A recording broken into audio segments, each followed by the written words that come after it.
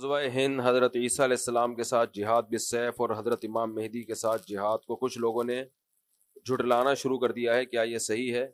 حضرت عیسیٰ علیہ السلام کے ساتھ مل کے جہاد ہوگا، حضرت مہدی کی قیادت میں جہاد ہوگا. یہ تو بخاری مسلم کی صحیح احادیث سے ثابت ہے اور امت کا اجماعی عقیدہ ہے.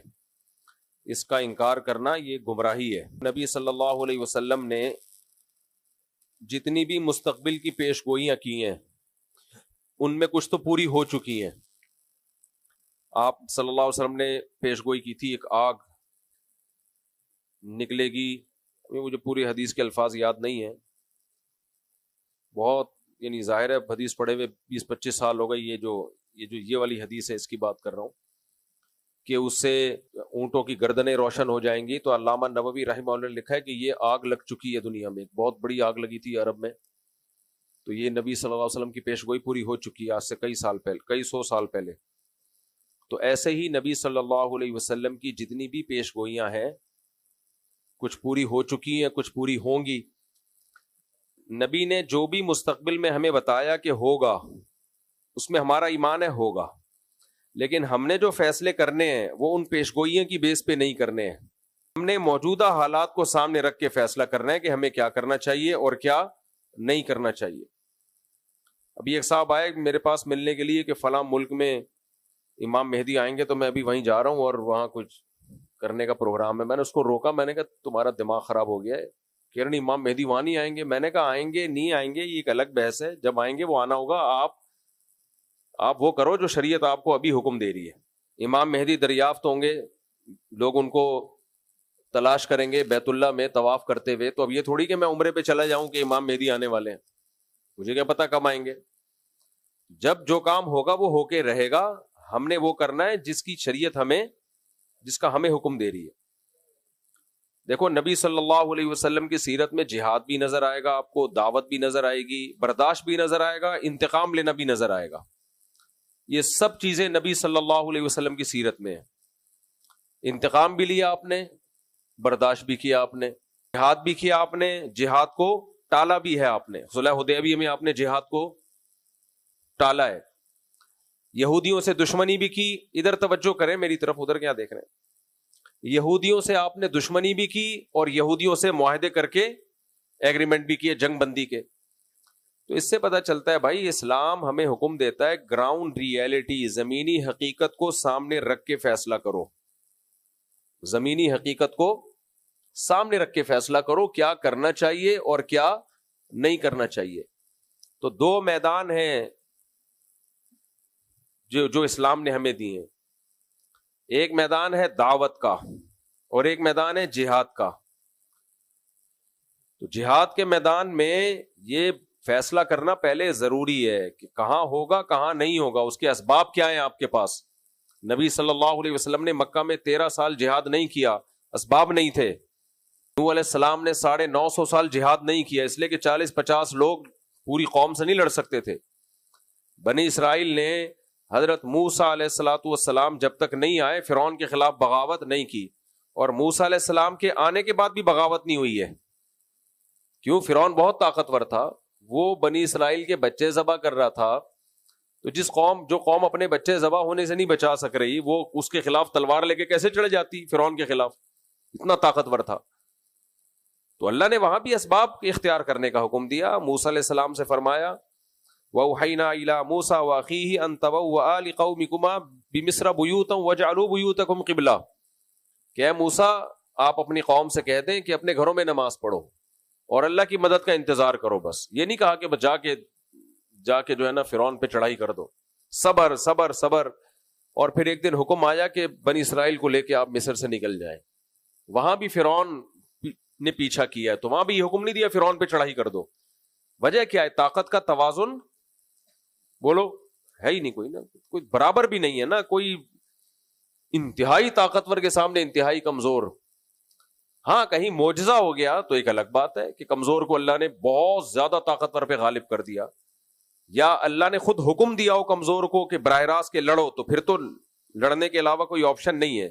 جب تک آسمان سے وحی نہیں آ جاتی تو وہاں پھر اللہ کا حکم یہی ہے اِن یکم منکم मियतुन यगलिबु मियतैन, 100 और 200 का रेशो कम से कम होना चाहिए, आधी ताकत होनी चाहिए। आधी भी नहीं है तो फिर इजाजत नहीं है लड़ने की, उतनी ताकत हो तो जाके करो ये काम, वरना आराम से बैठे रहो। तो इसलिए इस वक्त जहां जिहाद है वहां तो है, हम उसके मुनकिर नहीं है, लेकिन जहां जिहाद नहीं है वहां लड़ाई का मैदान गर्म करने से मुसलमानों का नुकसान ज्यादा होगा, मुसलमानों को फायदा नहीं होगा, क्योंकि तुम्हारे पास कुछ है नहीं लड़ने की, तुम अपना दिफा कर लो, बहुत बड़ी बात है ये।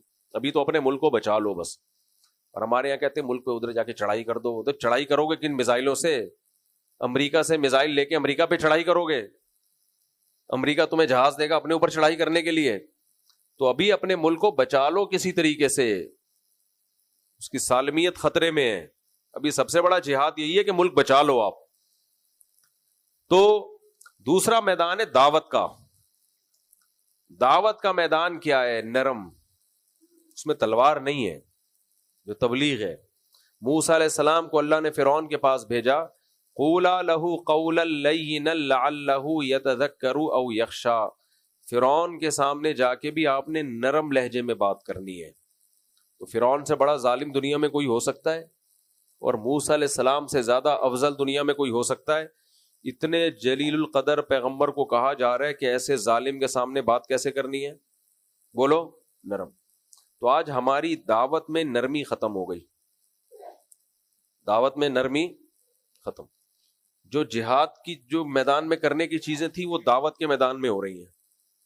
उसको वो भी काफिर है, वो बेपर्दा औरतें। अब बेपर्दा औरतों में बयान हो रहा है तो ये थोड़ी बयान होगा कि तुम सब जहन्नम में जाओगे, से वो पर्दा थोड़ी कर लेंगी। वहां तो उदउ इला सबील रब्बिका बिल हिकमति वल मौइज़तिल हसना, उसको तो हिकमत से दीन की दावत देनी है, उनको तो करीब करना है दीन की दावत के लिए। तो ये बहुत बड़ा मसला है। अब घर में जो शख्स दीनदार बन जाता है वो बदतमीज बहुत हो जाता है। घर में जो भाई नमाजी परहेजगार होगा वो क्या होगा? बदतमीज। तो माँ बाप कहते हैं बाकी सारे नॉर्मल है, ये कुछ अजीब सी चीज आ गई है मार्केट में। तो इसलिए हमारे हजरत फरमाया करते थे कि घर में जो दीनदार बनता है ना, नमाज पढ़ता है, उसको अपने अखलाक बहुत ज्यादा अच्छे करने पड़ेंगे, बहुत ज्यादा अपने अखलाक को पे मेहनत करनी पड़ेगी उसको। तो दीनदार लोगों को चाहिए बहुत ज्यादा एहतियात बरतें वो, इससे अल्लाह उनके दर्जात बुलंद करेगा। बात बहुत लंबी हो गई, तो खुलासा कलाम का ये निकला कि भाई जब इमाम मेहदी आएंगे जिहाद होगा, ईसा अलैहिस्सलाम आएंगे जिहाद होगा। अभी आप जो जमीनी हकीकत को देख के जो करना है आप वो करो। लोग कहते हैं मैं इमाम मेहदी का लश्कर तैयार कर रहा हूं, बिल्कुल भी आपको इसकी जरूरत बोलो नहीं है। काइंडली आप ये काम ना करें। कहते हैं मैं ईसा अलैहिस्सलाम के लिए एक लश्कर तैयार करूं, रहने दो बस आप, वो लश्कर कहीं और जाके फटेगा, सबको खराब करेगा वो लश्कर। समझते हो? बहुत लोग आए हैं, बहुत तहरीकें उठी, हम ईसा अलैहिस्सलाम के लिए लश्कर तैयार कर रहे हैं, और फिर ये हमारा ये लश्कर यहाँ से उठेगा, होते होते शाम में जाके हजरत ईसा से मिल जाएगा। वो अंडा मोड़ पे ही खत्म हो गया आके। अबवाबुल फितन है ना, नबी से जो फितन के अबवाब हैं वो हमें बताने के लिए कि ऐसा होगा। बस करना क्या है भाई? करना वो है जो आज समझ में आ रहा है आपको। एक साहब मुझे कहने लगे कि मैंने कहा कि इतनी औरतें बेवा और तलाक याफ्ता औरतों की तादाद भी बढ़ रही है, उनका ग्रोथ रेशो भी बढ़ रहा है, और मर्दों में मौत भी बढ़ रही है मर्दों में। तो उन्होंने कहा देखें तो क़यामत के करीब तो 50 औरतें और एक मर्द होगा, तो 4 शादियां भी काफी नहीं होंगी। हदीस में आता है क़यामत में औरतें इतनी ज्यादा होंगी, 40, एक रिवायत में आता है 40 औरतों के मुकाबले में एक मर्द होगा। अब या तो वो एटम बम से मर्द मर चुके होंगे या क्या होगा, ये अल्लाह ही बेहतर जानता है, लेकिन ऐसा होगा। हदीस में आता है 40 मर्द और एक औरत, ये रेशो होगा। तो अब मैं कहूं कि जी चूंकि क़यामत में ऐसा होगा तो फिर तो अब एक मर्द 4 शादियां भी कर ले तो औरतें पूरी नहीं होंगी, तो कोई फायदा ही नहीं है 4 शादियों का। एक साहब मुझे कह रहे थे फायदा ही नहीं है, इसलिए तो क्या करें हम, तो एक ही करो बस, अब इनको मरने दो। और या कोई मुफ्ती आके फतवा दे दे कि क़यामत के करीब 40 औरतें एक मर्द होंगे, तो इस एक मर्द के लिए 40 औरतों से निकाह जायज है। अभी से ट्रेनिंग शुरू कर दें हम, उसकी तैयारी, हकीम लोग दवाएं ईजाद करना शुरू कर दें। भाई एक मर्द और 40 औरतें होंगी, तो एक मर्द को 40 औरतों से निकाह तो करना पड़ेगा ना, तभी तो औरतें निपटेंगी। तो इसलिए हम अभी से तैयारी शुरू कर दें, दवाएं खाना लोगों को शुरू कर दें, और फतवा देना शुरू कर दें भाई 4 से ज्यादा भी जायज है। तो क्या अक्लमंदी का काम होगा? कोई अक्लमंदी का काम। اب اگر کوئی کہے بھائی ابھی جو ہے نا آپ لوگوں کو سمجھائیں، تیار کریں، 4 سے زیادہ شادیاں کریں کیونکہ ایک وقت آنے والا ہے کہ عورتیں اتنی ہوں گی، تو اس کا جواب کیا ہے؟ بھائی جب وہ وقت آئے گا تو اس وقت دیکھا جائے گا. ابھی ہم نے ابھی کے حساب سے اتنی عورتیں نہیں ہیں، ایک کے مقابلے میں 4 بھی نہیں ہیں، تو ابھی کے حساب سے جو ہے نا ہم اس پہ فتویٰ دیں گے. تو مستقبل میں جو ہوگا وہ ہوگا. تو ایسے تو حدیث میں آتا ہے کہ جب قیامت آئے گی نا تو ایک شخص بھی اللہ کا نام لینے والا نہیں ہوگا.